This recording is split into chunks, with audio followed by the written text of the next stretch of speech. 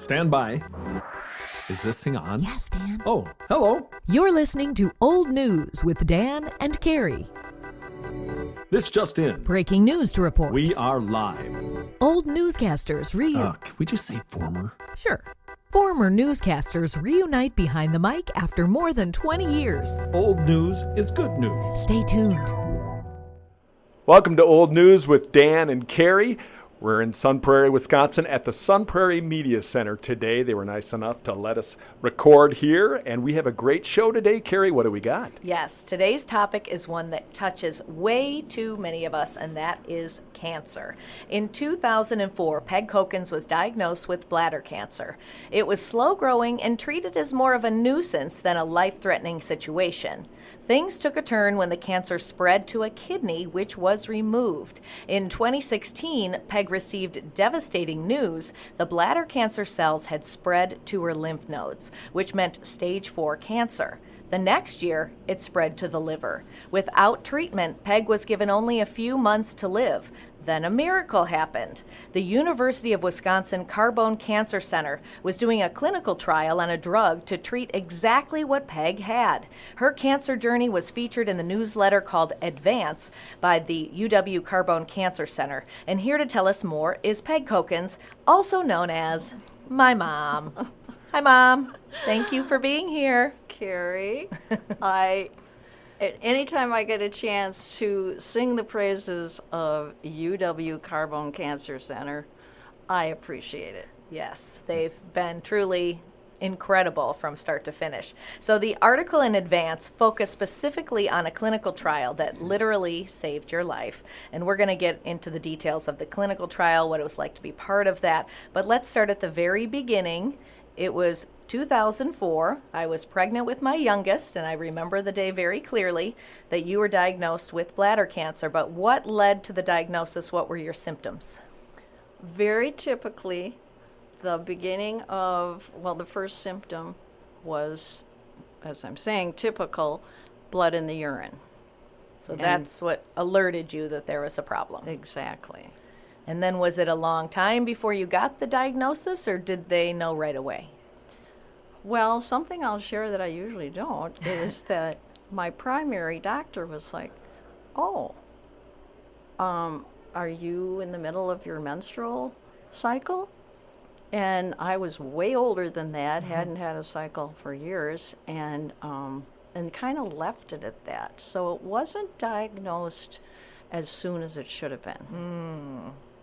So I first of all, I want to say hi, Peg. I haven't seen you in so long. I've seen you on Zoom, but I've not seen you in person, so it's great to see you today. And you look great. To hear that you are a cancer survivor.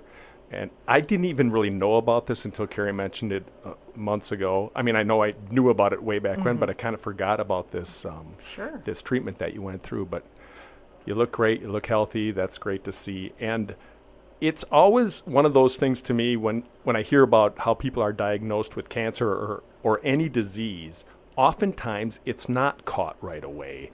And so between that time where the doctor said to you, are you having your menstrual cycle, to when you actually knew it, how much time was that?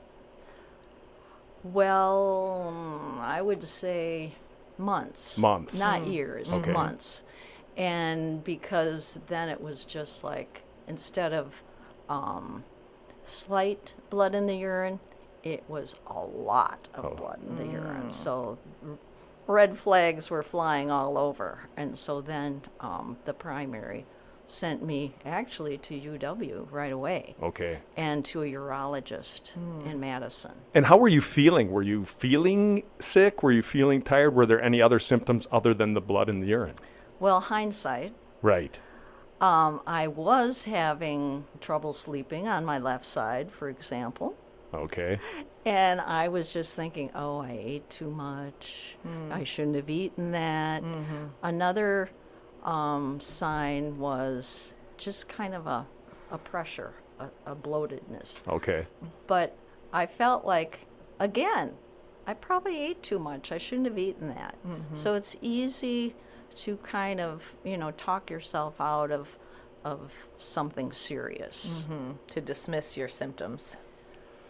Well, so many of us do that too, right? We have little aches and pains or things like that, but you really need to start, especially as we age, we need to start paying better attention to our, our symptoms, our signs, our bodies, really. Not to blame you in any way at all, but we're all like that, right? We Yeah. think we're just going to power through something. So I think that's Right. very common. And being 55 and I'd never had any health problems, I wasn't at risk for any type of cancer, through my parents, their history, their medical history, and the way that I had never really smoked or, Right. some of the risk factors that are common. Right.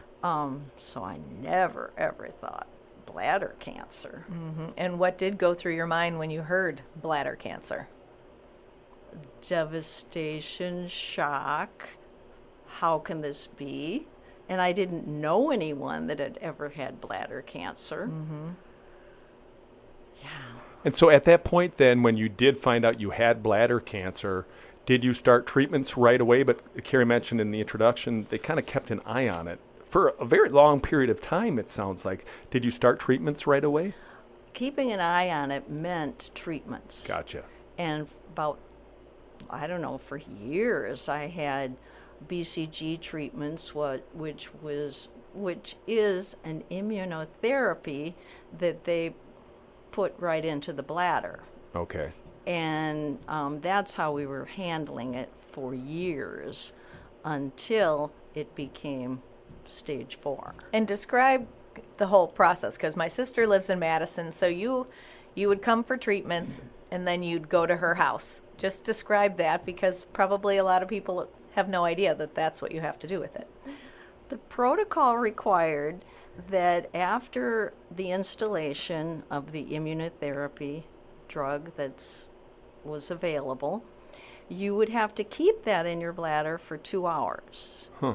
And at the time, I would have to roll around, basically. So I would go to my daughter's couch and do quarter turns, like every 15 minutes, so that this drug, this immunotherapy, could be touching every space of your bladder.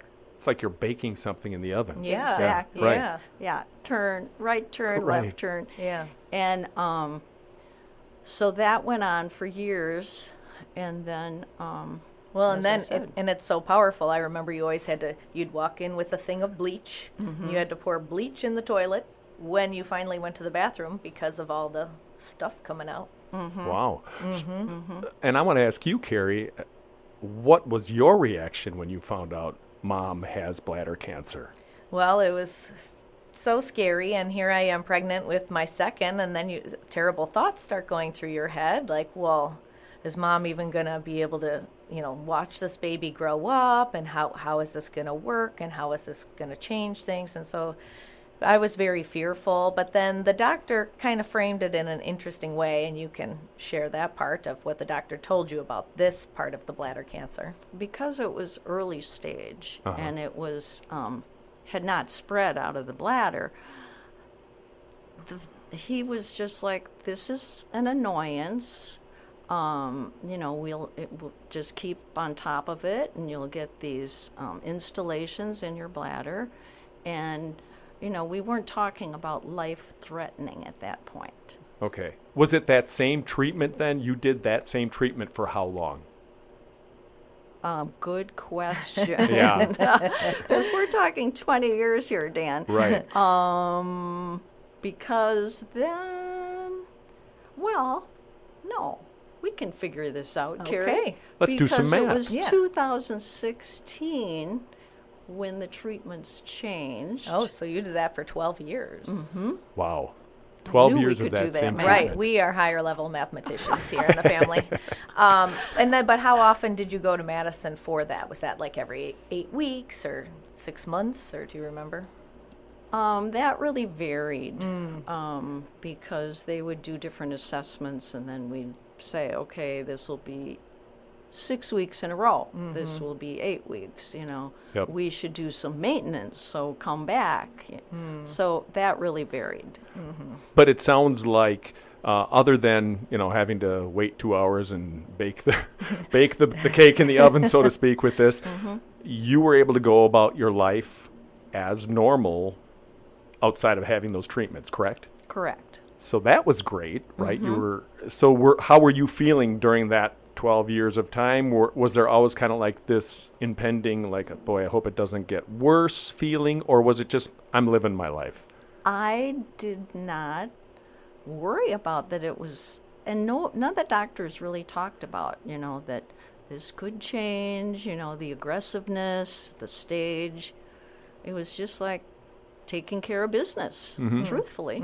Just Now that there is more social media and online availability of the different treatments, which there wasn't at that point, yeah. I read about people who cannot tolerate the BCG treatments, the installations, and talk about the different side effects. And I never really even thought about it or was concerned about it. It just seems so localized that it was just like, this is what we do, and we keep moving on. And Right. you always tried to build in fun, too. It's like, well, we're going to Madison. I felt like you always made a point to, like, see a friend, or, you'd always be at Jackie's house and see the grandkids. Like, or we're going to visit here and then go get the treatment. Or we've never been to the gardens. We'll do that and then go. So it's like you tried to make it, like, an appointment that was not just all negative. It was fun. That's true. And actually, I would treat myself with McDonald's on the way home. That was before metastatic always a good cancer thing. treatments. Yeah. And so then I started, I think I better learn more about anti-cancer nutrition. Yes, and we will be getting to that part soon as well. Yeah. So- But the treat, Right, like, I was need a thinking of reward. Reward myself. Well, an attitude, you hear this from so many people who go through disease. Attitude is so big. So It's so important, it sounds like. So if you can manage to remain positive, think of, the next day and the next year, it seems like that helps immensely for whatever disease you're fighting through. So it sounds like that's how you were approaching it too. Just live your life. Yeah. There was a big bump in the road, though, that was not even related to the bladder cancer in 2010. Shocked to learn you had breast cancer. And it wasn't bladder cancer that spread. It was just separate cancer, breast cancer. Would you tell us about that? Well, you're right. The surgeon, actually, it was the urologist said, because I'm questioning, it's like, well, is this part of a typical journey? And he said, no, lightning has struck you twice. Oh, boy. And so, yeah, dealing with that. Now, that was not as, I guess you'd say, life-threatening because it was contained. It was not, it had not spread. There was no metastasis. So I did have the surgeries, and but then I did have a major infection. Oh. So that did set that back. Yeah. But it was kind of like, I don't want to make light of it, but in comparison, it was like a one and done, having the Right. surgery, getting rid of the infection, and then Wow. So that was 2010, you said. And then it was another 6 years until you found out you were stage 4 with the bladder cancer. cancer. And did it just go like from what were you considered to be, what stage were you considered to be in with your bladder cancer until that point? that is a good question because they were not talking about stages Okay. much with me at that point. And of course, if it had spread to the kidney, I don't know if you'd say, I need a doctor sitting next to me to, Right, Yeah. right. to explain that correctly.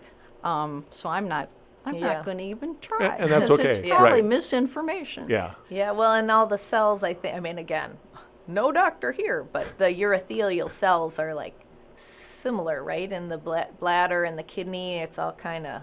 Well, and the ureter, that is all Right. connected. It's all connected, correct. Right. Yeah. It's all in there. The kidney coming down the ureter into the bladder. So they had been watching that spot near the ureter. There was like a little suspicious something going on, watching it for a long time, but then Right. there it was. So you found out that it had spread to the kidney, and then the treatment was to remove it. Right. Remove the kidney, remove the ureter. And so was that your left kidney then, the side you had trouble laying on? It was, actually, it's my right It's kidney. your right kidney. And that was a whole different story. Okay. And it was like than sleeping on my right side. But again, I didn't make the connection, Right. really. Okay. It's just like, let's say that I have a high threshold for pain. Yeah, I right. Which guess I don't so, know if yeah. I do. Well, you probably do, Or right? denial. I don't know. So were there so there were symptoms that were cropping up, like, I'm feeling weird things. We need to look closer. It's just they found it in a routine Not that scan. sent me to the doctor, per se. I mean, but for 20 years, starting in 2004, I've continually gone to UW, and there was never a time, more than 6 months at the most, that they didn't see me and assess me. Right. It's been constant. All right, so that came out, and then did your treatment change at all when the kidney left, or you still had the BCG? I don't think. No, it was just continual assessment and do what needs to be done. But then, 2016, lymph node showed up in the lymph nodes, and was that detected again from the constant monitoring? Yes, it came through a CT, and they could tell, Okay. and it was devastating, to say the least. I read my own report. It wasn't a doctor. That's Yeah, hard. It is when you're Pretty- reading it without any context or advisement. And it was Christmas Eve. Oh. It was Christmas Eve that it came through. And actually, we were in Arizona at the time. And so not dealing with UW, because I knew I had pain that time. It was like, okay, I have terrible side effects. I mean, not side effects, side pains. Yeah. And some different pains that it was like, well, I've never had these before. So then I had been working so that we could be snowbirds. I had been working with some doctors in Arizona.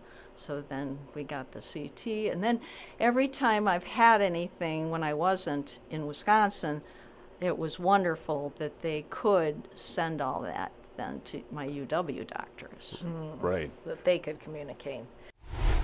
I've actually had doctors, and my wife too, who have said that's a challenge for them because obviously it's your information. It's something you have the right to know, but it's a challenge for them oftentimes because they have many patients, and that information will go out and you read it without, like you mentioned, context. So I feel some, I feel sorry a little bit for the doctors who have to try and beat that, or at least try to get to you to explain it, get it into some context. So that's a shock, and it's And hard to hear it that way. Right, and to be authentic, I mean, all this was through a private radiology Okay. that came through. But I'm sure it happens all the time. Right, yeah. So this was something different, and I'm sitting there, and actually my husband, Carrie's father, had already gone to bed, and I went and said, "You need to read this with me." And so that was the start of really changing our Yeah. routine, our lives. And I remember that phone call. Yeah, so you said that was devastating for you, obviously, and then how hard was it to kind of right your ship, right your, just the way you were feeling, how long did it take before you kind of went, all right, I'm going to buckle up and fight this? Oh, I don't know. I don't have a timeline, but, all along, Dan, my faith Okay. has been what's kept me going. And I put it in the Lord's hands, and I know He's given us the strength to pursue what we need to fight these things. And so, people will say, oh, you're so strong, what you've been through. But I feel like, thank you, Lord. Right, right. And you said, Carrie, that was a hard call to get for you. So, I mean, obviously you have a family, too, that is supportive and loves you and cares about you, too. So that's part of the whole process as well. Yeah. Huge. Yeah. Huge. Yeah, we tried to stagger and come out and visit. Well, and then because your treatments changed then once you got that diagnosis, right? For the lymph nodes, that's when that chemo started. And it was a different kind. It wasn't the BCG that she was used to. It was a whole new ball game. So I did go out for chemo treatments and sat with her through some of those. But that was a real game changer. Were those like where you were sitting for a couple of hours getting the drip? Yeah, and it would be almost a whole day because you'd have to have the blood work, you'd have to meet with the doctor, and then you'd get the drip for a couple hours. Right. Yeah, that is a long. It's nice to have somebody there with you. My mom went through cancer and died from cancer, so I understand how that is. But it was nice to have people there. Sometimes she didn't want us there. So. Well, sometimes you're just conked out. Right. Yeah. But, yeah. And it's the after treatment too that can be, at least back when my mom was going through it, after the treatment was off and you were just wiped out. Oh yeah, I could never drive home or anything. I'd go right to bed. Right. She'd just kind of raise the white flag on that day and say, okay, I've done my thing, I'm going to bed, and start fresh the next day. But she did try to, really keep normalcy in her routine, and you would be playing tennis. You knew what I was thinking of. What? When you were out there. And it's like, come on, Mom, we're going to go play tennis. And well, that's what I was going to tell. Can't. Yeah, I don't feel like it. Yes, but it was amazing. So I played tennis with her. We're always double partners. You mean Carrie pushed you to do something? Really? Dan doesn't know anything about working with me. So she's like, so we went out there, and at first I felt like I was steering her on the court. I'm like, run, Mom, run. Get the ball, Mom. And so, because I know it's like her at the start of our tennis match versus the end, it's like I literally before my eyes watched all the fog burn off because she was just kind of like a zombie when we started. And by the end, I was like, oh, Mom, nice to see you again. And she was like back, just kind of that little activity just kind of burned it all off. Wow, that's great. I know. That is great. And how long was that going on that you were doing that type of chemo? That was 4 months. 4 months of that. Mm-hmm. Okay. So you were doing that, and were they at the time, obviously they're kind of seeing, is it working? Are things not, is the cancer not spreading? Are things not growing? Or are they looking for other options for you too? Good question, Dan, because we were rolling along, and I couldn't finish it because the cisplatin drug that I was given, any kind of platinum drugs, I guess. Here again, I need a doctor next to me. Yeah. But they're very ototoxic. They really affect your hearing. Okay. They can affect your hearing. Not everybody, but we're all different. Right. That's what we keep finding out with all of this, Right. and that's why cancer research is so important. Mm-hmm. But I lost my hearing. I mean, I wear hearing aids now, and they help, but they're not a panacea for normal hearing by any means. So they had to stop. Okay. I mean, it was really a severe hearing impairment. So did that happen gradually? You were losing your hearing, or was it kind of like, well, I can't hear? Well, I only have this one recollection. Okay. Because it must have been a little bit gradual. And I hadn't been singing. I love singing, and I'm in choirs and church choirs, and I hadn't been going because it was affecting my throat. And I don't know. I just had these side effects.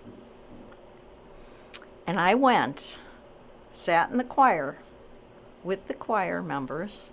It's like, oh my gosh, when did the choir get so bad? Why is the organ out of tune? What is going on? And that was truly when I realized my hearing is in really bad shape, because what was happening is the cells were dying. Oh my gosh. And the the nerve endings and all this that makes up your hearing, and it was happening like live, Wow. right, in the choir, Well, in and the church. And I should add that she's plugged into this because she was a school speech pathologist. So she worked Yes. with, all of that stuff. She's plugged into hearing. Right, yeah. And so it's like, I'm sure you had a moment. That moment was like, oh, wait, I know what's really happening right now once I hear what I'm hearing. Once I got over the Shock. how horrible everything sounded. This choir is awful. Boy, you sound really lousy today. But, yeah. You guys needed me. I know. SOS, Peg, come back. It's like, oh, Peg, thank you for being here today. As you can hear, we're struggling without you. Yeah. Oh, so then I went back, and we were scheduled on Mondays, so then I went back and I explained my situation to the medical oncologist, and she said, yeah, we cannot give you one more. Okay. So right there it stopped. But see how I need to be hit over the head with these? It's like, I'm like, no, bring it on. I can have another infusion. We're fighting cancer. It's like blinders. Oh, yeah. That Yep. it's like, I'm fighting cancer and I can deal with anything that's Just thrown want to at- stay alive. Right. Yeah, I get that. You know, I think a lot of people are that way, right? You just think we're gonna plow on. Right. So And did you have the neuropathy then too? Or was that that later? was delayed. Oh. That was, I had stopped in May, and then I remember a couple months later in the summer, it's like, oh boy, I'm feeling this left foot. Doesn't feel normal. Yeah. And was it numb, painful, all of the above? Yes. All of Well, the she doesn't feel pain, all of the right? So above. Yeah, she that's was right. fine. She doesn't know. She's a superhero. No, all of the above. If anybody has tried to describe neuropathy, bless their hearts, because I'm not good at it. Yeah. And I have it in my hands and my feet from the clinical trial, but I can't really describe it. Well, I just remember like she suddenly couldn't open the jars, and she's like, it feels like I'm wearing cement shoes, and just like her feet weren't cooperating because she was fast on the tennis court. I feel like that in the morning sometimes, just so you know. Right, just getting out of bed. But so she was always a quick one. Like we'd be playing, and I'd turn around and thinking like, oh, good shot, opponent, and she got it. Wow, nice run, Mom. So she was always real fast on the court, and then when your feet aren't cooperating, then she was a little less fast. Fast forward, she's got her quick. Even with neuropathy now, she was pretty darn quick when we played together this winter. Did you win or did she win? We play together. Oh, you always, play together. Doubles. You're always on the same team. Always. That's a Always. You requirement. guys are probably really good together as doubles partners. Full of laughter. Yeah, I'm sure. We always have It's howling like, laughter for that sure. was the worst shot I've ever seen, and then we laughed. Yeah, exactly. As I whiff the overhead. At that point, then, you need a new treatment. I mean, once your hearing is a problem and they have to stop the treatment that you were going through, then they're looking for something else. And there wasn't anything There else. wasn't anything. For 30 years, there had not been a new treatment for bladder cancer. Huh. And isn't that hard to believe That with really all is. the advances in medicine that there had been nothing. And in fact, that led us to do a walk in Pittsburgh to raise money when you realized there's nothing. It hadn't been funded well, and it was really a sad time for metastatic bladder cancer patients. So on the pyramid of cancers, it sounds like bladder cancer is down at the base somewhere. And it's not like the pinnacle of, I guess lung cancer is probably one that a lot of people think of right away, right? Or pancreatic, those types get a lot of attention. But bladder cancer obviously is not getting the attention, or was not. Not at that point. At that point. Not at Yeah. that point. And you referred to, because that was, what year was that? That we did the bladder cancer walk in Pittsburgh. Right. I mean, I moved there 11 years ago, so it was a couple of years, I think, after I moved, but we formed a team called Peg's Peeps, and we walked together, and it was so moving. I mean, they had people who were getting treatment, people who had lost loved ones speaking before the walk, and then we all walked together, but it really was something that they're just, we need more money for research to get more treatments because nothing's, really come to the forefront yet. Right. At the time. At that point. At that point. So now we're at that point. Now you realize it has spread to the liver. How did that discovery get made? Was that just routine that you were going in, having CAT scans, and they saw it? Wait, It when does was. the story get better? I know. We're getting to the good part soon. So, yeah, it was just a regular appointment again at UW, and they did the CT, and it's like, ooh. And once bladder cancer is in the liver, it's not good at all. And as I said, the gold standard I couldn't have anymore because of my hearing. So bless all those doctors and UW, Carbone Cancer Center, because they had something to offer. And there were very few sites that had this clinical trial going on. And because UW is a NIH hospital, National Institute of Health, and an NCI, National Cancer Institute, that they get these wonderful clinical trials. So that was just like such a godsend that I'm sitting there in Madison, Wisconsin, and that I'm being offered this. They were giving me my whole story. The doctor and the nurse left the room to see if there was a space available for me in this clinical trial, probably both nationally and locally, to see if, there's not that many people that are welcomed into the trials, and you have to meet all this criteria. That's what I was going to ask. So you had to meet a certain criteria and obviously not have some other treatment available to you. Right. Yeah. And they already knew from biopsies and tissues, that I had this protein that was connected to my cells that this drug is targeting. And so it was like, you would be a good candidate.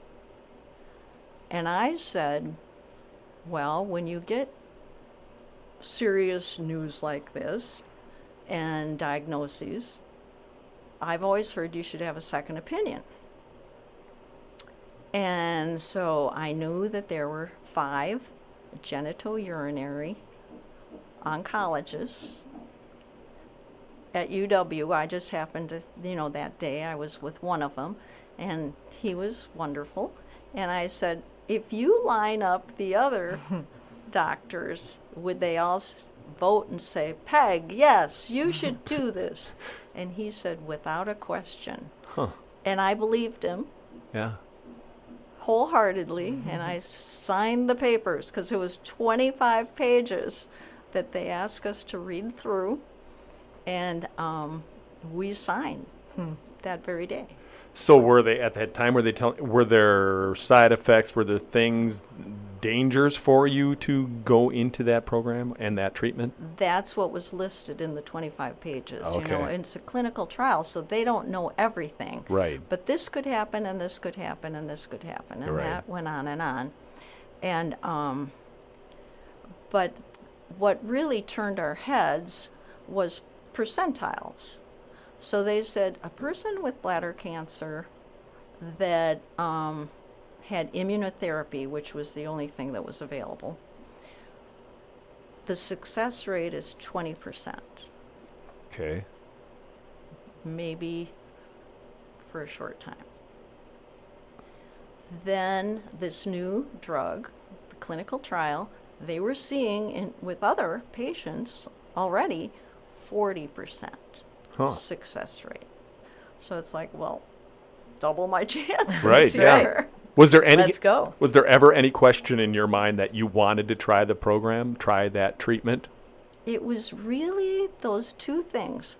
One was the doctor saying, yes, all 5 would say, Peg, you're a good candidate. Yep.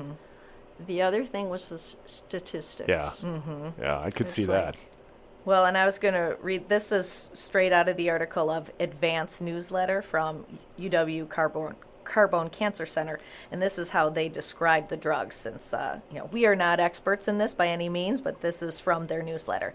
It said they were testing the use of an antibody drug conjugate, a targeted treatment that used antibodies to bind to a specific protein expressed by the bladder cancer cells and deliver a precision payload of chemotherapy. And then it also goes on to say that you had an immediate response. I did. I remember the doctor coming in, the nurse coming in, because they had read the CT. Yeah. And then they came in, you know how you wait in the room, and they were like ecstatic Huh. that they visually were seeing this tumor had decreased in size. So that was the tumor in the liver at that point. That was Right. then And that decreasing in was size. because I had to have a CT every 8 weeks. Yeah. So I'd been getting, for 8 weeks, this drug once a week, and they could see this reduction in size of So the it- tumor. Was the delivery system was it just like typical chemotherapy then? Were you still going in for blood tests and having the drip? Or No, it was, that's what's amazing with clinical trials, that they are constantly documenting everything and assessing everything. So, all this attention on you is really good. Yeah. And they would document, and then they had to send it to the drug company, because this is a clinical trial, and it all had to be so specific. There was no, it had to, because it was a trial. Right. And they you know. wanted the data to be so pure. Like Right. anytime mom Yeah. wanted to start a new vitamin or read about some supplement that, might fight cancer, she had to take that back because they didn't want to start mixing things. They wanted to know, is this drug working Yeah, that makes sense. or not? So there were, Yeah. a whole bunch of things that were like, try this oil, try this, and they were kind of like, we just need pure raw data, later. Maybe later you can do that. But one thing you did do through all of this was you were able to focus your diet on anti-cancer eating and really brought in as many vegetables as the goal every day for mom was as many vegetables as possible. And she called it the Casey diet, because we have another miracle in our family that sometime we'll have to get Casey on the show as well. Okay. He is a stage 4 pancreatic cancer survivor. Holy cow. You don't hear Yeah, you that, don't hear very, that often. very often. And No. the quote from a John Hopkins doctor was, Casey's in the 1% of the 1%. I mean, his story is unbelievable. But one of the 1,000 things that he did in his treatment was a drastic diet shift. And lucky for him, he's married to a chef. So she was, excited to do so much research and really brought, plant-based eating into his world that he had not been participating in prior. And I'm not, I should say, I'm not just divulging secrets of Casey. I wrote an article about this that I can actually link in our show notes as well. So I'm not sharing. Sure. I'm not HIPAA laws or anything Yeah. like that. But he's openly shared and Yeah. willing to help anybody who needs it. But Mom did adopt that, and so when I flew out that one time, it was the same time as the tennis weekend when I steered her around the tennis court. It's like she was so tired and overwhelmed, and it's like I want to eat healthy, but it's, exhausting. Even if you're perfectly healthy, I think cooking a healthy meal and shopping and all of that can be kind of overwhelming, Yeah, right? right. Shopping and chopping. And Right, Yes. and all the things. So The it's chopping is the worst part. I know. So my sister and I focused on, what is something we could do to help? We can stock our freezer with healthy things that all they have to do is thaw it out. So we made huge batches of vegetable soups and, various things that they could just get out without any effort. So it's just at your fingertips. You mean the George? juicing. And the juicing, bought a juicer. She was having so many vegetables. And George became a chef. Then George, your husband, became a chef as well then. The best he could. I know sure. he's been wonderful through all of this, and yeah. So- I feel so sorry after going through this for single parents or just singletons. It's Yeah. just like, how do you manipulate your days? Yeah, How do he you did a lot. manage? So, and with your diet, obviously, you have a great support system, and George has been there through it all, I'm sure, and then some. But you have a great support system, and then you have people like Casey who you could learn about nutrition from, and we have the internet. And sometimes that can be dangerous, but it's also great because you learn so much about nutrition, and especially for a cancer patient. So you started eating.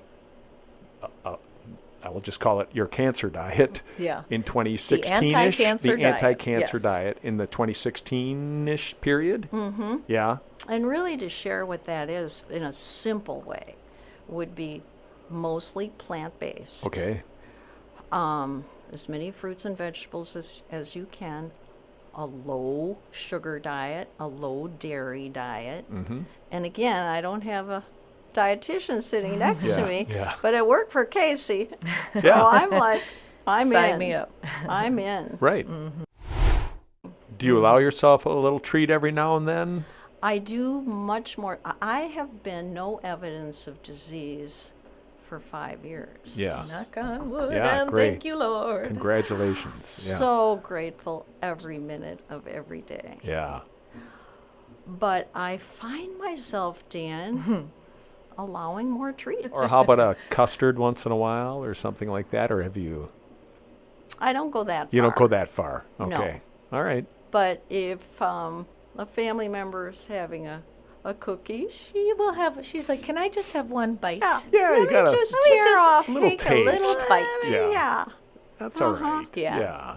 And it's not hard, Sure. at this point. Right. You're used to it. And I mean, let's be honest, fruits and vegetables and, plant-based foods are pretty good if they're prepared in a Right. way that makes them really good, right? So I don't think most of us, well, I shouldn't say that. Many of us don't mind eating fruits and vegetables. Right. Yeah. Well, and especially doing things like a huge batch of soup and just freeze it. So Yeah. it's like, it's not like, I have to chop up a salad and I'm tired. It's just Yeah. like, and take the soup out of the Well, freezer. and you know what else? Oh, and organic. I forgot to say. Uh-huh. Organic is Sure. a big part of what we learned from the Casey diet. And so many more places have organic food now. Yeah. A lot more places have. It was harder to find in 2016. Yeah, now it's everywhere. For me, it would be salt. I love salty food, Me right? too. So that's the hard part, If I'd have to cut salt out completely or very close to completely, that would be a challenge. But I think faced with salt or survival, I think Yeah. survival Right, would probably right, take precedence. Yeah. And I haven't worried about Well, I was going to salt. say we all have the family blood pressure that's naturally low, so it's like I feel like that's never been an issue for you. Yeah, I haven't worried about salt. It was more sugar. More the sugars, yeah. Yeah. Well, Good. that was always your go-to back in the day, of like, I'm stressed. Your emotional eating with sugar. So then you were doing that, the pilot treat, what are we calling it? The Clinical trial. clinical trial, thank you. I see my mind is going. So the clinical trial, it took you said about 4 years, 5 years, and then you were cancer-free. I was involved with the clinical trial for 3 years. 3 years, okay. And then 2020, March, it was like decision time. Okay. And I'd already had a good response, very good response. And, the hospitals are Right. That stressed. was the It's start like of COVID. Right. Start of COVID, yeah. That was what March I was 2020. Right. alluding to. Right. Yeah. I picked up Everybody knew what that. I picked We all up know. what you were putting down. March 2020. March 2020. Oh, that's when I stayed home a lot. Yeah. Right. And so that was the doctor and I, and it actually was a telephone call, and probably the clinical nurse, and we're all deciding what to do with PEG. And we decided, because we didn't talk about FDA approved. Well, I was just going to say we're going to get to that, but I want to back up 1 second because one, I think, interesting part of being in a clinical trial was, each time you met and and you saw it's shrinking, but then, you'd weigh side effects and do we lower the dose? And that was always a scary part because I have no knowledge of all clinical trials. I know in this clinical trial, if they lowered the dose, you can't go back up. So you really had to think, are side effects, and that's when the neuropathy started, right? Or that was like your main side effect. So no, there were a lot. Several. But You just don't know about them all. Yeah. Are the side effects, will they start to let up a little bit if we lower the dose? So it was just a real delicate dance that you could never go backwards. But the bottom line is the big news was that it was FDA approved. Okay. And by doing that, now they can play with it, because they had to have that raw, perfect data to get it approved. Now they can do different things. So I have this article from Advance UW Carbone Cancer Center. And this is very exciting. So Dr. Lang, and you can shout out Dr. Lang. He's a fabulous, fabulous doctor, and we'll talk about him in a second. But Dr. Lang said that the antibody drug conjugate approach benefited about 40% of patients, which is the stat that Mom threw out there earlier, which was much better than the standard approaches at the time. Additional research has shown that combining that antibody drug conjugate with immunotherapy has yielded a 70 to 80% response rate for patients. Wow. So now they can play, and it's like, well, how much of the drug do we need to be effective and have you live your best life? So, it's like they can play with that cocktail. That's a bit. fantastic. I know. So it really is huge, huge news and wonderful for bladder cancer patients. So do you know how many people were in that clinical trial with you? We heard, and I'm not sure that this is exact either. Yeah. This is a show full of lies. We're all about rumors and lies. We're here on brand here. Old news. Yeah. I think it was only like 77 or 75 people. So in under 100, in basically. Yeah. In 7 different locations throughout the country. Okay. I mean, phase 1 is so different because they're really looking for efficacy. Mm-hmm. Is it making a difference? Mm-hmm. And safety. Yeah. So they're weighing those two things all the time. And then they wanted to look at dosage. And again, because it was a trial, it was so strict that Carrie was alluding to. And but when the side effects got so severe, they did make a decision that we have to lower the dose. It's like, no, don't lower the dose. Yeah. I'm doing so well other than that. Right. Yeah. Right. But it was, the exciting part was each time they came back from the CT and said, still working at the lower dose. And then again and again and again until it was gone. Well, it's got to be great to know, too, that you and those other under 100 people, you're kind of like the pioneers helping so many other people. It is wonderful, and the doctors said that to me weekly and thanked me for being a part of it. And it's just like, that's very nice of you to say that, but I'm really in it for me. Honesty, right? Right. You want to get better, but it's great that other people get help. Yeah, I get that. Right. Yeah. And talk for a moment about the doctors and nurses. They made all the difference in the world as well. They did. I'm always like I said at the beginning, if I can sing their praises, let me, because my own clinical trial nurse was at my disposal, like, every day, it seemed like. I wanted to say 24/7, but she did have children. She had a life, right? Yeah. She did go have a home. life. Yeah. But I felt that security, that anything that would happen, that I would like, is this normal? Should we do this? I could just email her. She would read it. She had, instant contact with the doctors, and she would get back to me. And it was just so wonderful. And the doctors would give you as much time every single week as you needed. They had such a unique way of handling their patients that you didn't know which of the 5 you were going to see. Oh. And the reason being is that they wanted to give every single patient as much time as that patient needed. And when that person was done, then the next doctor would rotate into a different room. I don't know if I described that very well, but do you get what I'm saying? It was a big team. I mean, the team worked It so was the closely teamwork, together. Right. and that you could, sometimes you go to the doctor and it's like, okay, your 10 minutes are up. Right. Yeah. Yeah. Or 5. Because they're seeing a lot of people. Right. Right, Yeah. right. Right. Right. But they never made us feel that way at I all. never felt rushed. Yeah, it was amazing. Well, and you were so set to sing their praises and raise money for bladder cancer that for your 70th birthday, you started a fundraiser. Would you like to share? It's like, how can we give back? I'm alive for my 70th birthday. That was not guaranteed by any means. So it's like, what can we do? What can we do? And there was a great lady that was working that we could contact, and she set it up for us, this fundraiser. And it was through social media. Well, and this was a big deal because Mom is one, it's like she never wanted to ask people for money. Somebody offered to have a fundraiser for her, and she's like, oh my gosh, no. Please. That's hard to do. Put that money towards something get else. that. But because this was not for her, Right. it was the broader cause of more research, more clinical Research. trials. Cancer research. Yeah. Then and you started with a low goal.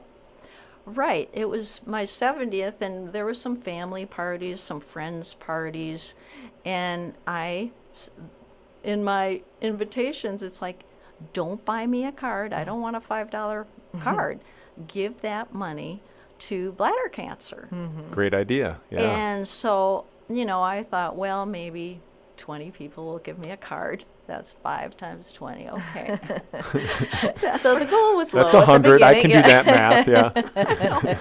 And so, it just ballooned, and through my sisters and my daughters who put it on social media, and we wrote something up with pictures, and And it's still going today. And I looked at the total. $37,500 so far she's raised. Wow. of $5 cards. Yeah. Wow. That's great. Fantastic. Yeah. So it's still out there. It's still, and you can and I'll put a link on our Okay. show notes. Yeah. Yeah. get your $5 in today, That's folks. right. Yeah. Every $5 helps. It's like a card to peg. Exactly. Do you have a name for it? Do you call it anything? Well, I literally found it yesterday when I was plugging in some links that we'll be including in the show notes, and I just put Peg Cokins Carbone Cancer Center, and it popped up. And it comes up. Popped Okay. right up. Yeah. But we'll put the link. Well, and I'm sure there's other folks doing, like you said, there's a person that you had to Work through. work through, and there's other people doing that as well. So, Oh, yeah. I mean, the more the merrier who are trying to help. That's a great Absolutely. thing. Yep. So then now, I mean, you've got that, you're fundraising for others, but what do you have to do to kind of stay on top of things and make sure everything stays okay? Right now I'm on a 6-month that I go see the doctor Uh-huh. at Carbone, and it's the blood test, the Blood test. CT, and then we meet. Okay. And then we wait for the phone call that says, I'm still NED, good, yeah. no evidence of disease. Because they don't say, you're cancer-free. That's just not the way bladder cancer works. Okay. It's like, no evidence of disease. Sounds good. So how are you with the CT scans? Are you comfortable with those? Those are hard for a lot of people. Oh, God. I can't even imagine how many I've had. Yeah, so it's just part of life now. Yeah. Okay. Yeah. Great.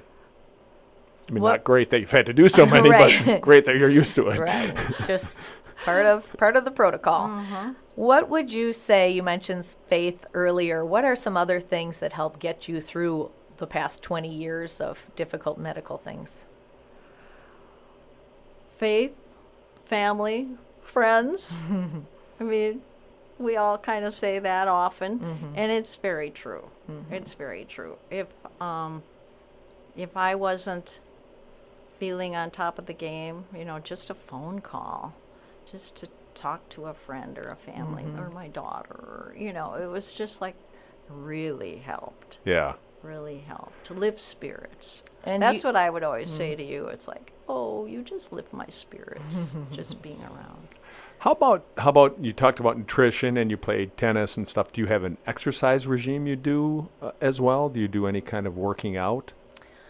I'm not real self-motivated. I love group fitness classes.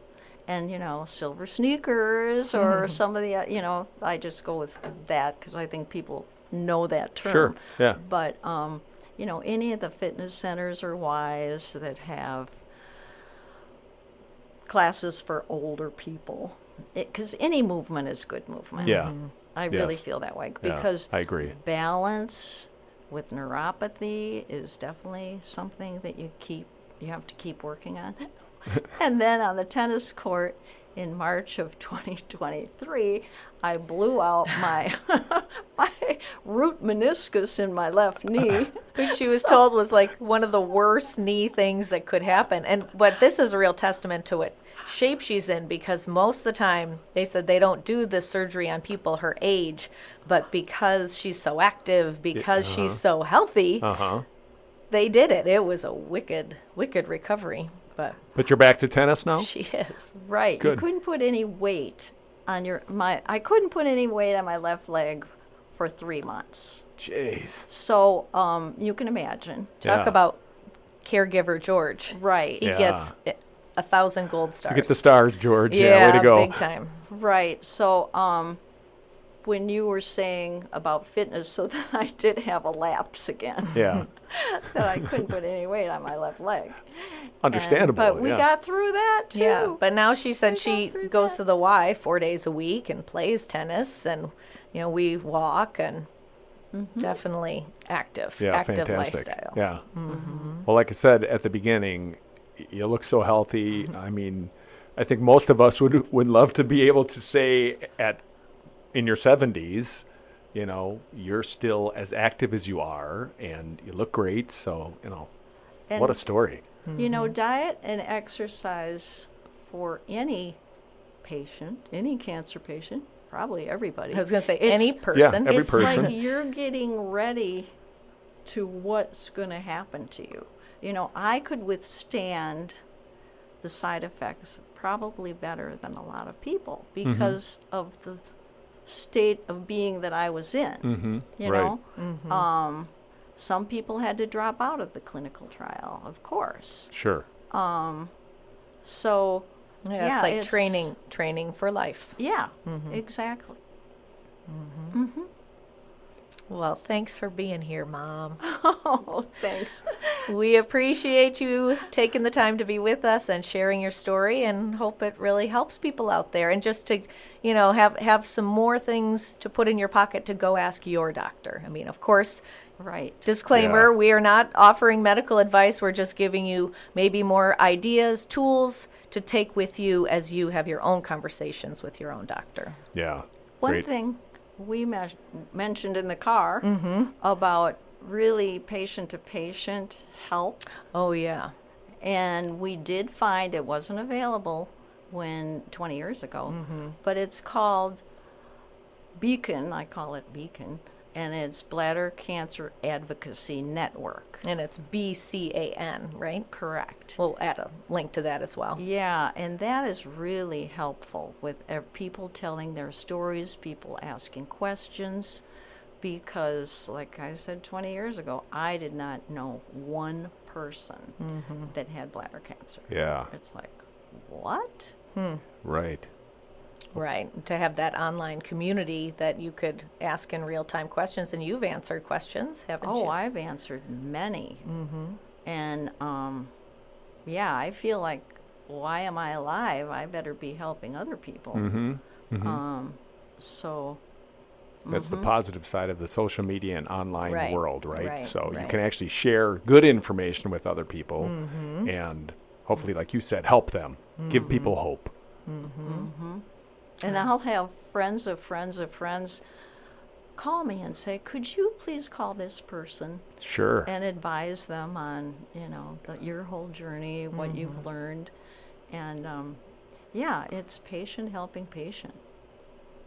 Yep. It's fantastic. Person helping person. Well, thank you once again, Mom. It's been great having you here on Old News with Dan and Carrie, and we'll provide all the links we have mentioned at the bottom so you can refer easily. And make sure you press subscribe to hear more podcasts from Old News with Dan and Carrie. And tell your friends about it, too. Thanks for listening. Thank you.